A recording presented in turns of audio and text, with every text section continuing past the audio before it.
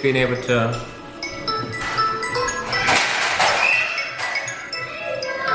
Business calls. This JB morning. And the kids are crying, y'all. We may or may not get through this. Alright, where were we, y'all? Take 76. I know. So let's back up. Are you gonna cut that part? It's just gonna start all the way over. You're gonna have to cut and edit. How you wanna do it? This is gonna be very hard to edit. You're slurping coffee. That Alright, let's makes start from the marriage hard. Slurping coffee, y'all.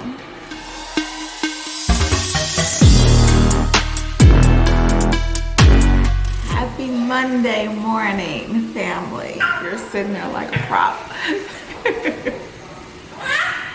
So it's Monday morning, and on Mondays I try to do a Monday marriage challenge or a Monday marriage chat. And so I figured I don't have anything really going on today. So I would sit down with my husband here, and we would do a marriage chat with you guys. So that's what we're gonna do this Monday morning while the kids are doing their morning routine. We should have got up a lot earlier and tried to do this, but let's see how this goes. Let's see how this goes. So anyway, I wanted to talk to you guys. I was talking to a friend, and we were just talking about how hard, I might have to get him, how hard marriage is. Let me get him. And we were just talking about how hard marriage is and how hard it has really gotten during the whole pandemic and stay at home. And I did a video kind of talking about this a little bit, so I'll leave that link for you guys if you haven't seen it. But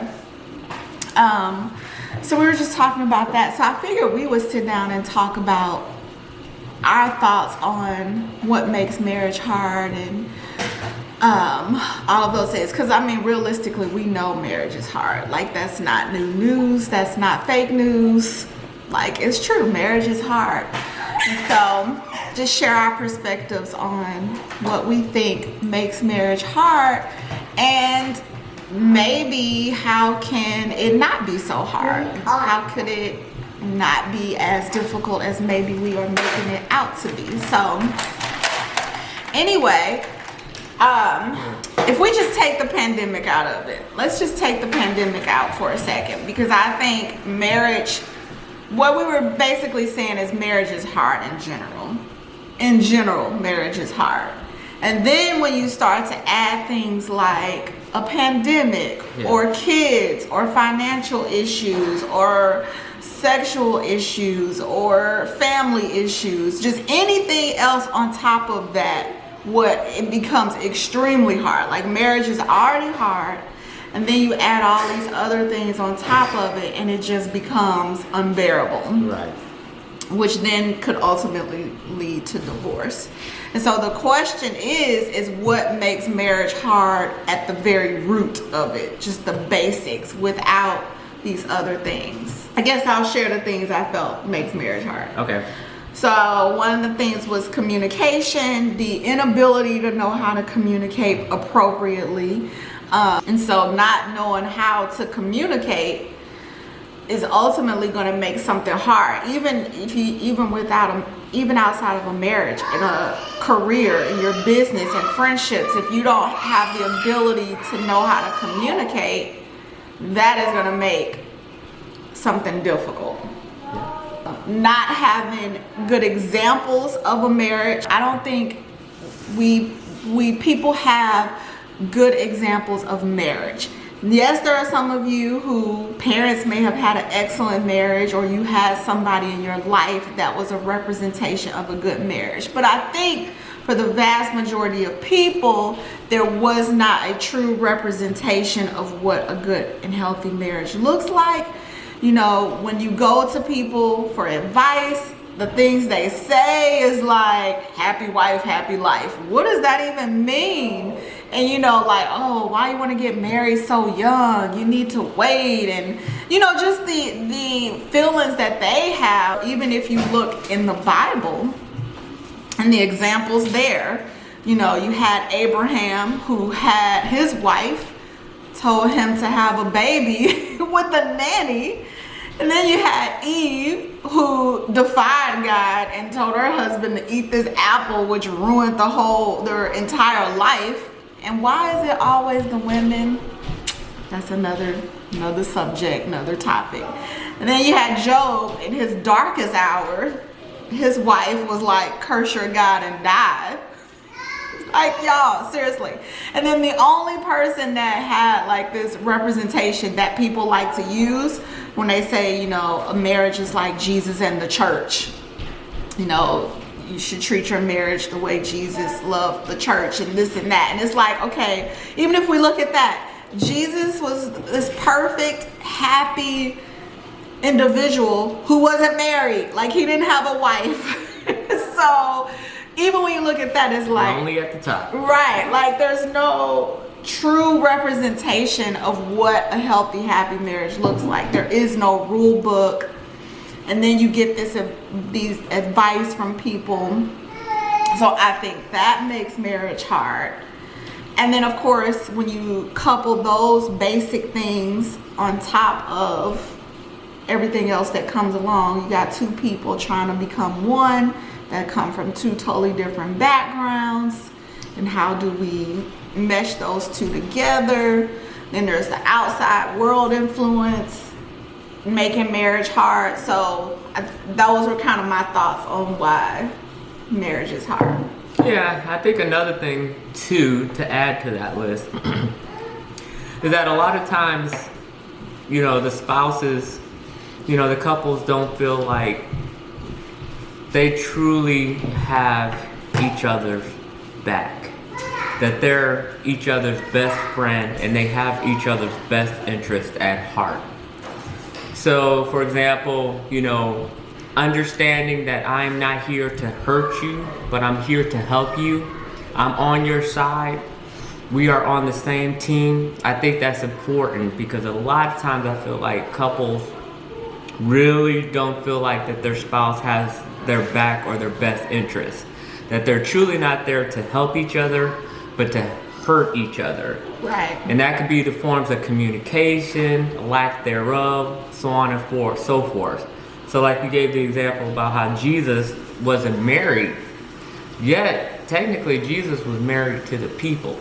So everybody knew that they had a friend in Jesus, that Jesus had their best interest and their back, which is why they were happy knowing the name of Jesus, because they knew that he had their best interest at heart. Right. So, but you're right. You're absolutely right. So Jesus was married to everybody. The point is Jesus did not live his life with one woman in a house with children and adversities. Okay, that's right. That's the point I'm making. So I think that's important. But you're right. I would agree that another thing that makes marriage hard is you have two people that sometimes come together and it's almost like a competition within your relationship. Like, who's gonna have the final say, who's gonna have the final word, who's gonna make the decisions. Yeah. All those kind of things definitely adds to making it hard, which I think goes back to the inability to communicate appropriately. I would say communication is definitely the foundation, but on top of that, knowing what you want your marriage to look like also is what makes it hard. Because I think a lot of people try to mimic something that they've seen.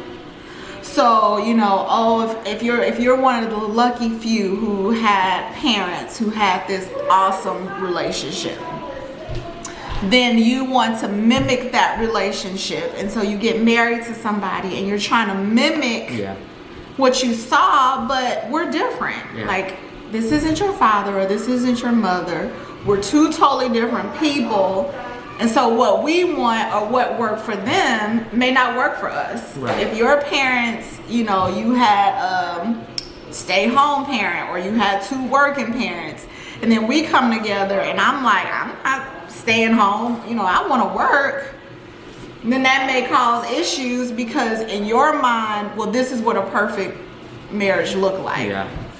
Or if it's, I don't want to work, I want to stay home, and it's like, well, one of my parents, you know, it becomes issues there because you're trying to mimic something that may not work for y'all. Yeah, and I think that goes back to being open and understanding what the foundation is going to look like at the very beginning. You know, not having unrealistic expectations on what a marriage should look like or what a relationship should look like. You know, for example, if you go into, you know, for us, you know, we would love to be in a position where, you know, for example, the Huxtables, for our relationship to be just like the Huxtables. You know, where, you know, you're able to have these issues with the children, able to resolve it in 30 minutes and everybody's eating hoagies again. But that's just not realistically, you know, that's not realistic, you know, when it comes to being in a marriage. Or it may be for some people, but what works for one may not work for the next. That's correct. It's like you have to not take what you see or take the advice. Like, I'm not saying not take the advice, but take the advice with a grain of salt and then sit and be like, hey, what do we want? Like what? And I can use sister wives as an example. You have these couples that are, you know, married to multiple people, sister wives or brother husbands. And there are those of traditional that's like, how that is not a healthy marriage, that is not right. And it's like, says who? You have two adults, consensual adults that came together that said, hey, this is what's gonna work for us. This is how we're gonna have a healthy, happy marriage. And it works for them. So that's what I mean. Like, maybe what works for you may not be traditional for in the outside world or, you know, whatever. And so it's sitting down and figuring out, okay, what works for us? Like, this might not look right to everybody else. Right. But this is how we have a healthy, happy marriage. And I think if people just did that, that would take the strain off of our or take the strain off of your marriage being hard just by sitting and doing that step. Like, okay, what's gonna work for us? Right. Yeah, I think that's important. You know, you mentioned, you know, seeking outside guidance, you know, from other people. You know, I think that's good for you to go to your resources, whether it's a counselor, therapist, mom, dad, brother, sister, whatever. I don't, probably not exes. And I think it's important to understand who your spouse is, that you could take the bits and pieces of advice and create what it should look like for your marriage. So I think that is important. But it has to be a non-biased person, which is why I would say a counselor. That's it. And not necessarily, if you, this is gonna sound for some people like, what? Not Sister Jenkins from the motherboard? I mean, if it's a church that you grew up in, like you grew up in that church, that's your church, chances are it's gonna be hard for that person to be non-biased towards the person that's coming into the church. They may have every best interest in mind. It may not be intentional, but y'all, let's just be real. When it's our kid, when it's our brother, when it's our sister, when it's our mother, our advice is going to look a little bit different than when we don't have any attachments to that person. It's like you cannot separate the two. And so that's why I say going to somebody that doesn't have an attachment to either one of y'all, because they are just going to be able to give you the truth, give that person the truth, and walk away not feeling like. What if it's like a pastor that knows both of you equally, since you were? Well, yeah. Now, I think if it's y'all both grew up in the church, then it may work in that way. It may work in that way. I think it still would be hard for that pastor, because at the end of the day, I love y'all, and I don't want to hurt feelings. I don't want to. So that kind of segues into communication, because how we learn how to communicate dictates everything in our life. I kind of said that would work. So it also depends on that pastor's communication style. If your pastor is the type that is tiptoeing around and don't want to hurt feelings, then he may not be the appropriate person to go to, because I may not call you out on your stuff because I don't want to offend you or hurt your feelings, because that's my communication style. Yeah, you definitely don't want to be in a position of having false realities. And that, like I say, like she said, that can come from the pastor not really asking those really tough questions, and everything is biblically based, questions, things of that nature, versus your parents not being transparent when they have those conversations, them tough argument conversations, healthy conversations, where your kids are growing up literally thinking it's the Huxtables. Right. That my parents don't ever argue, so when I'm married, this shouldn't be the case. Why are we arguing? So I think it is important. And that would make marriage hard. Like, we're arguing, this is too hard, I don't want to deal with this, we shouldn't argue. Right. Which then makes it hard, but in reality, you can argue and it resolve and it not be that hard. Like, it doesn't have to be that hard. I agree. So you have some people who say, I never seen my parents argue, my parents never fought, and it's like, yes they did. Okay, that's number one. Yes they did.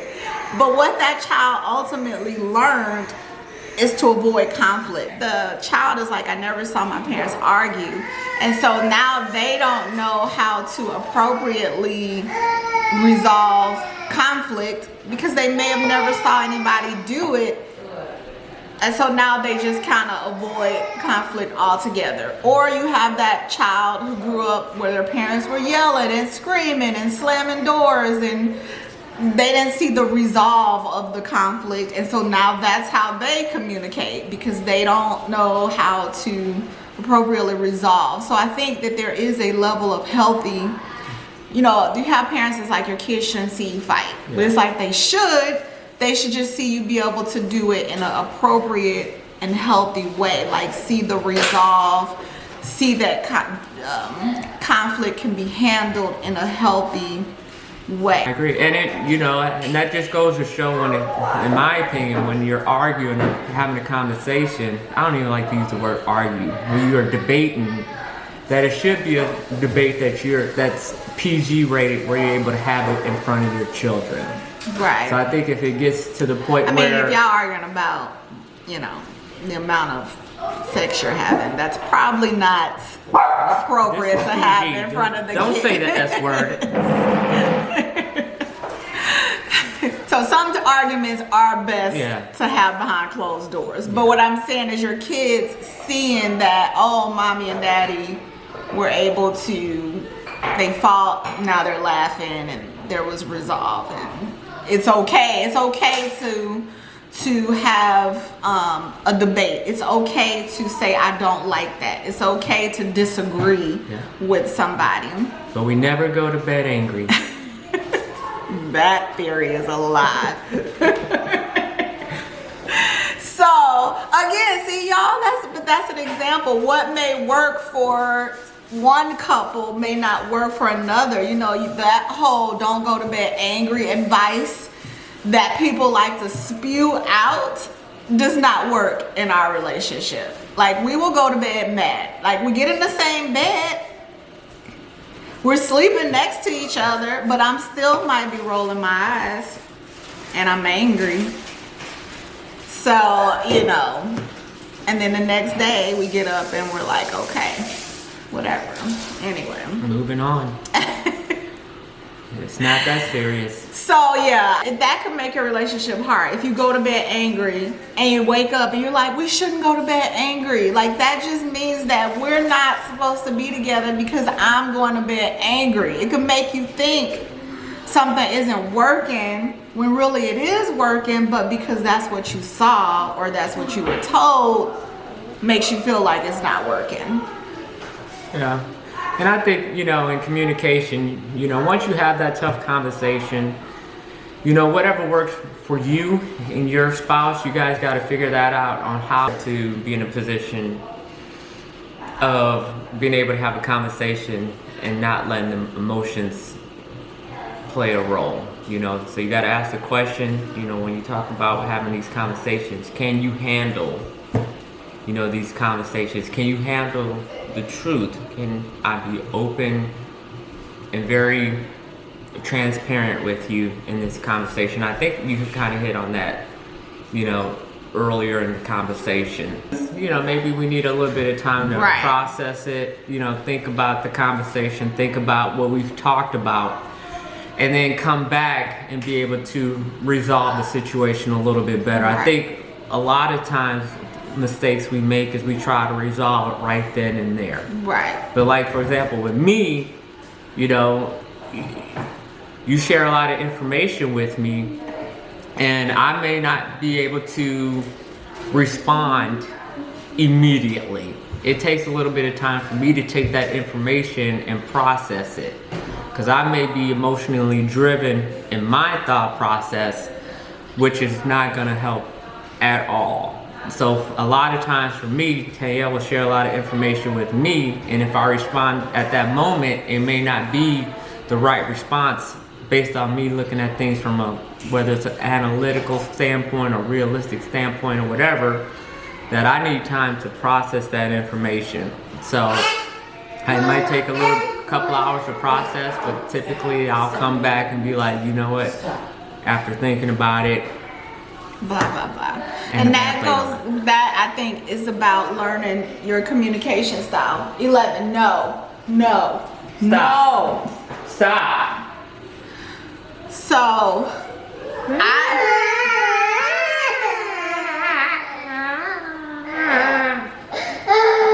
dying.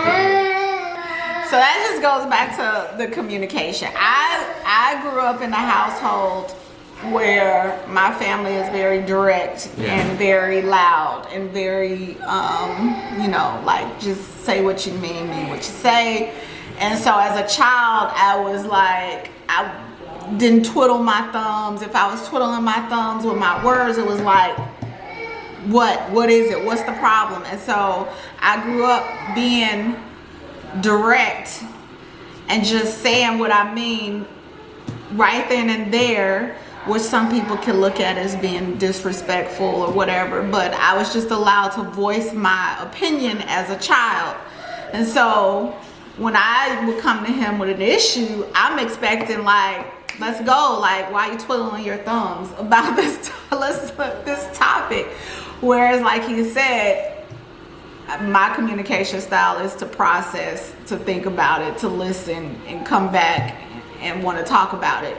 Whereas I'm like, because my family is like, we're gonna, battle this thing out, and we might walk away mad. Like I said, we might end mad and go to bed mad, but the next day we're like, all right, so we got that resolved.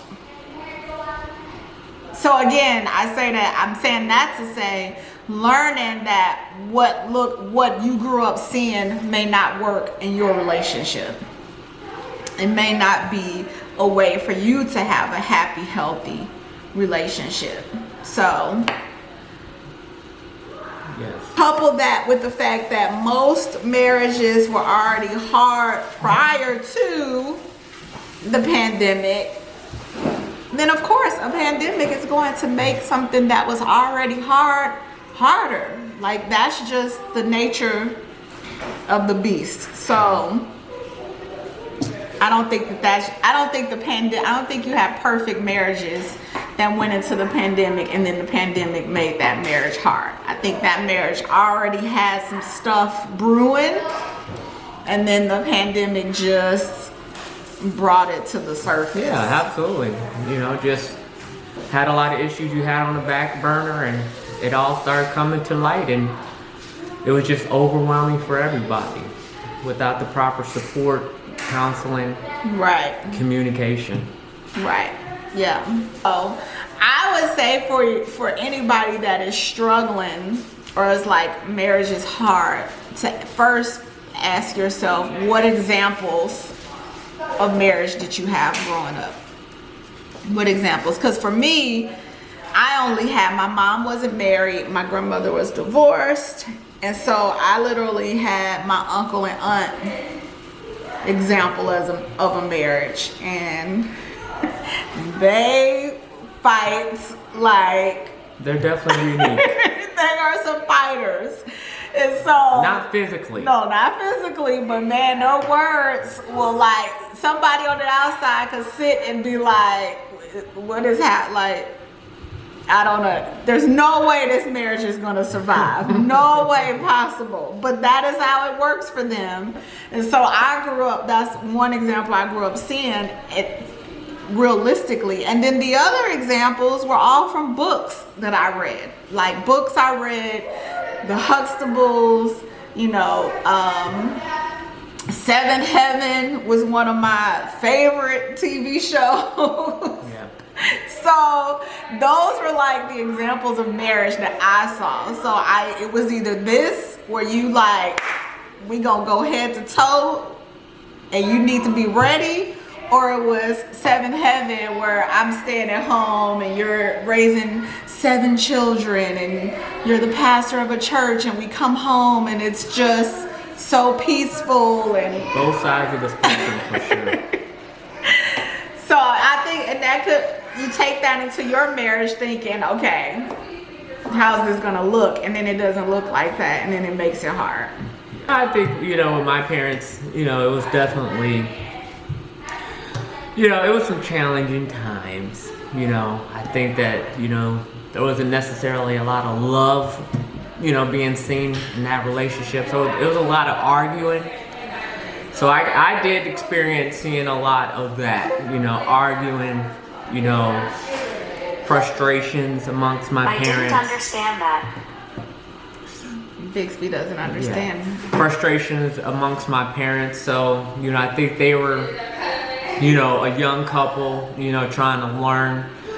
You know, both of them had, you know, my dad, for example, his mother passed away at 5. So he never really, you know, experienced what it's like to be, you know, with, you know, a mother and a father. And then my mom, you know, she was raised with a single mother, you know, separate from her father, even though she had a relationship with her father. So neither one of them really experienced what it was like to be raised with a husband and wife together. So I think because of that, they really struggled for a long time not having their own examples that they were able to, you know, relate to and develop based off of. Fortunately, you know, today, you know, they have a great relationship. You know, they've learned from their mistakes and they're just an awesome couple, really happy together. As a matter of fact, they're doing a lot of counseling for, you know, couples, you know, looking to get married and things like that now, and able to share their experiences and things like that. But for me growing up, you know, they were still learning all that. So essentially, I didn't have a lot of good examples either. You know, again, my parents fought a lot, a whole lot. And so when I got married, you know, it was a struggle because, again, I'm trying to... But you're not a fighter. I'm not a fighter, right? I am a conflict avoider. So I think, you know, understanding my personality based off of what I was raised off caused me to struggle and have to, you know, eventually get to the point of sitting back and being like, okay, I need to hit the reset button. What is this supposed to look like, or how do I need this to look? So that went back to me being able to do the things like, instead of, you know, arguing and just getting to the point of saying things maybe I shouldn't have said, or being unrealistic in those conversations, to be able to just pause, sit back, process the information, and be able to come and have a civilized resolution with you. So I did struggle, you know, early on in the marriage, and I've been able over time to be able to find what works for us and to be able to, be in a position of having those conversations. Understanding I didn't have any type of good examples, growing up myself personally. So. And so that's what I mean. Like, I think marriage is hard just because most people do not have an example of a good marriage. Everybody is out here trying to figure it out. Wing it, right. And then trying to give advice when we're all still trying to figure it out. I mean, you could say the same for what we're doing right now. But I mean, I think that that's ultimately what is happening. Like, there's no real true example of a happy, healthy marriage. And so then that carries on to people feeling like marriage is hard, when in reality, it doesn't have to be that hard. If you just say, okay, I'm not looking at any of these examples. I'm just going to sit with this person, and we are going to create our own rule book and our own definition of what a happy, healthy marriage looks like. Like, we're going to figure it out. It may not be what the world is saying is okay, but this is what works for us. And that could be anything from sister wives to open marriage to submissive wife to stay-at-home husband to no kids to 12 kids to whatever. I mean, it could be anything. But if it works for y'all, then roll with that and don't fight against it because it doesn't fit into the stereotypical marriage. Yeah, and I think that's important, that you have to understand that, because even today, we are a society of evolution, but there's still a group of us who don't want to evolve, who still believe, again, that happy marriage is what the Cleavers did in the 50s and 60s. Right. And that's just not the case anymore. We are people that evolve decade over decade, year over year. So what does a marriage look like today? What works for us today? And so there's literally thousands of examples of a happy marriage. So don't put yourself inside this box that your grandma, granddad, all your traditional people are trying to put you in, but that you have to be in a position of being open and understanding that the definition of a marriage is many, many, many different things. So what is going to work for you and the one that you've committed the rest of your life with? Because again, you got to spend the rest of your life with this person. Right, not whoever, not Sister Jenkins. Not Sister Jenkins. Not she done gave you this Freddie. advice and now she going home and you're trying to make it work. Exactly. So what works for you two? So if you guys are if a apocalypse come and you two have to survive for the next 100 years. Right, like you should have been able to survive the pandemic. Right. With your spouse. Right. There should have been no other person that you wanted to be on lockdown with but your spouse. Like, if you are like, I don't want to be in lockdown with this person, you need to figure out, where is that coming from? Is that because of an outside source? Or is it really, really, truly something in that relationship that's making you feel that way? And then we need to assess whatever that looks like for y'all. But the reality is if you are going to be locked somewhere with somebody forever, it should probably be the person you married. Exactly. Like, it should. That's not to say that person's not going to drive you crazy. I mean, he was slurping his coffee, and I've heard that for the last 6 months. But I'm saying, if I'm going to be locked down with somebody, it should ultimately be the person that I married. So y'all, I think that I would say, to end this little chat, that if you are struggling to ask yourself, what were your examples of marriage? How did you learn to communicate? How are you currently communicating? And then sit with your significant other and you guys share those things, and then figure out your own rule book for your marriage. Like, okay, this is why we're struggling. Like, if just a quick example. Submissiveness, I talked about this in a video before, was something that was heavily tried to put on us in our relationship because we met in church. And that was like a huge thing. And I think if I would have been like, okay, a marriage looks like me being submissive,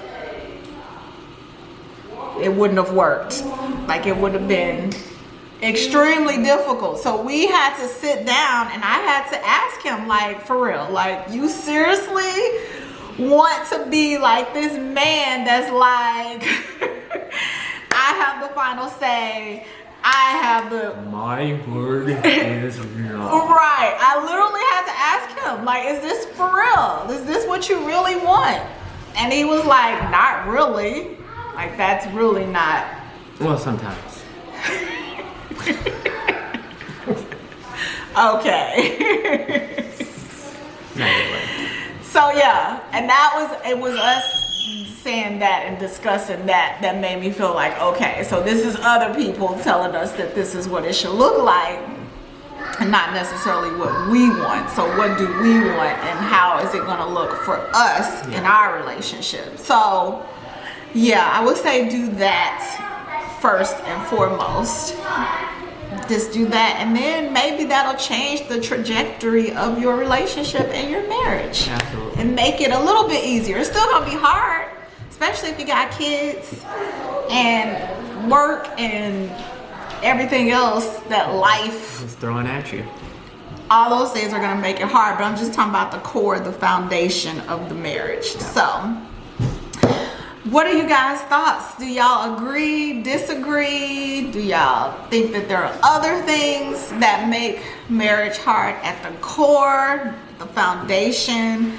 We would love to hear y'all thoughts on this topic or whatever the case may be. If there's any other topic that you guys would like for us together, because I don't invite him often. I'm gonna sneak on one day. So, if there's other topics that y'all like for us to chat about, let us know and we will do that as